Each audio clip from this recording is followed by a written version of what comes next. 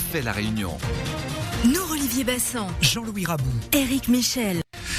RTL Réunion, la suite de vos débats juste avant la mi-temps et juste avant vos premières réactions. Nour-Olivier et Jean-Louis. Nous sommes. Réaction. Qu'est-ce que j'ai dit? Je n'aurais pas répété. Hein? Je répéterai pas. Ouais, bon, on en est à une bêtise chacun alors ce matin. Il y a des termes que la décence nous empêche de répéter. C'est ça. Je vous demande de vous arrêter. Alex, plus sérieusement, bonjour à vous. Bonjour messieurs. Bonjour Alex. Bonjour Alex.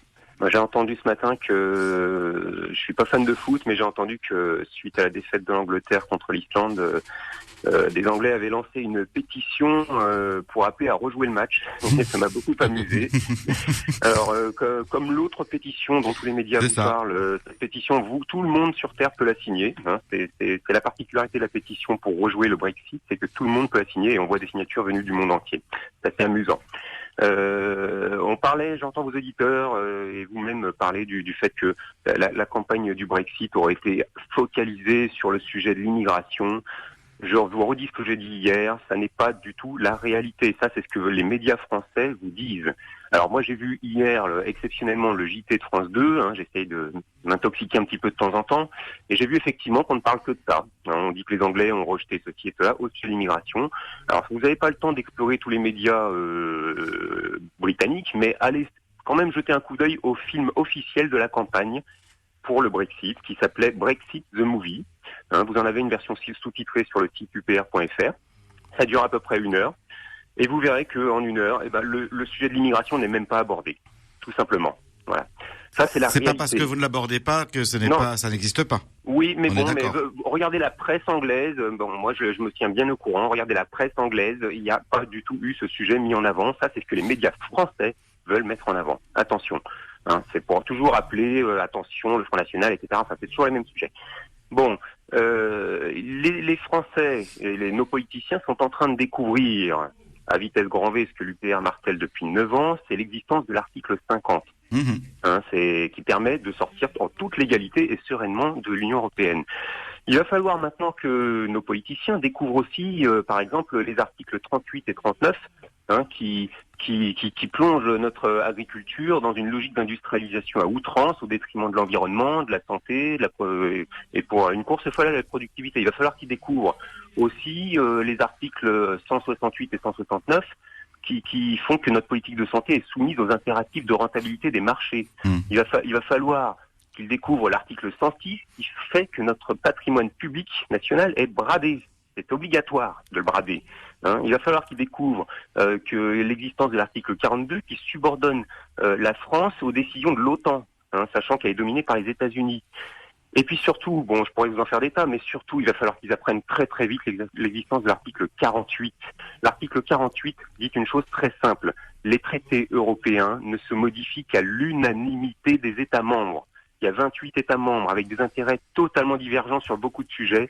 Vous ne pouvez pas modifier une virgule et c'est voulu par les concepteurs. Alors vous entendez aujourd'hui des politiciens de tous bords, de l'extrême gauche à l'extrême droite et surtout en passant par le centre, la gauche à droite, qui vous disent suite au Brexit, on va faire une autre Europe, on va faire un nouveau traité. Mais tout ça, c'est impossible. Impossible. Vous voulez faire un nouveau traité, il faut d'abord sortir de l'Union européenne pour refonder de nouveaux traités avec les quelques États sur lesquels vous vous mettez d'accord. Et si vous essayez de le faire avec ceux qui sont en place, vous n'y arriverez pas. Par exemple, on dit souvent que le grand malheur, c'est que dans l'Union européenne, dans les institutions européennes, le Parlement européen, c'est-à-dire la seule entité pour laquelle nous votons, n'a aucun pouvoir. C'est vrai, il n'a aucun pouvoir, il est consulté, mais sa décision, elle n'a aucun effet. On la respecte ou pas. La Commission européenne, non élue, qui décide de tout. Alors les gens disent, il faut changer les traités pour que le Parlement ait beaucoup plus de pouvoir. Oui. Mais figurez-vous que si vous voulez ça en France, soit, mais les Luxembourgeois, par exemple, il y en a d'autres, ne voudront jamais, parce que à la Commission européenne, ce tout petit pays qu'est le Luxembourg, il a 1 voix sur 28, et en plus, pas des moindres, c'est le chef de la Commission, Juncker. Et alors qu'au Parlement européen, il a 6 ou 7 sièges sur 750 environ. Vous comprenez ? Donc il ne voudra jamais qu'il y ait plus de pouvoir au Parlement qu'à la Commission. Ça ne changera jamais. Donc l'article 48, il est fondamental. N'écoutez pas tous ces politiciens qui vous promettent un autre traité ou une autre Europe. Ça fait 30 ou 40 ans qu'on nous bassine avec une autre Europe. Et quand ça marche pas, on nous dit il faut encore plus d'Europe pour que ça marche. Stop. stop, il faut sortir sereinement. Et seul l'UPR le propose vraiment aujourd'hui. Merci Alex, merci Alex de vos éclairages sur cette Union européenne. À plus tard. Merci à vous, messieurs. Vos réactions dans quelques instants. 8h31, messieurs, vos réactions. Allez-y. Enfin, Alex, c'est une lecture intéressante et en tout cas extrêmement documentée de ce qu'est l'Europe concrètement. Je vois que les Anglais ne sont pas pressés de partir maintenant. Hein, on va se marrer, je pense. Ça va être rigolo. C'est ce qu'on dit effectivement. Jean-Louis Rabaud. Ce qui est bien avec Alex, c'est qu'il donne ses sources. C'est l'UPR, on peut pas lui reprocher de tromper sur la marchandise. Il connaît les textes et il connaît surtout les textes de sa récitation quotidienne. Vive l'UPR.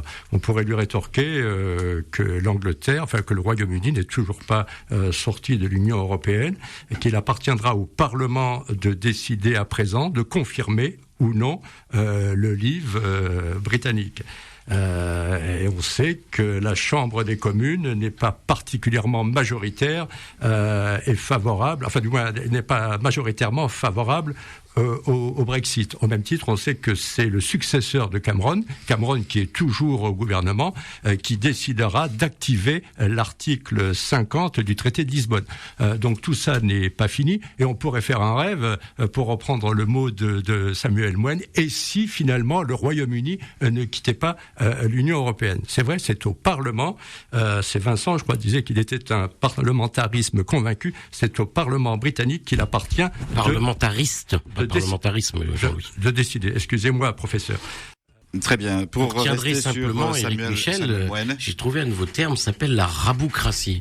C'est-à-dire que lorsque quelqu'un ou le peuple a souverainement décidé quelque chose et que ça ne convient pas à monsieur Jean-Louis Raboud au vert, les lobotomisés de la pastèque, eh bien, on part démocratiquement, on s'oppose à une décision qui a été prise lors d'un référendum, lors d'une élection. C'est énorme. C'est très intéressant. Terme, vous l'acceptez? Oui. Non, mais s'opposer ne veut pas dire tout casser. Après une élection présidentielle, on ne respecte pas le vote populaire. Attendez, après une élection présidentielle, on ne bâillonne pas l'opposition. Et au Parlement, l'opposition a le droit de s'opposer, de contester, de voter non.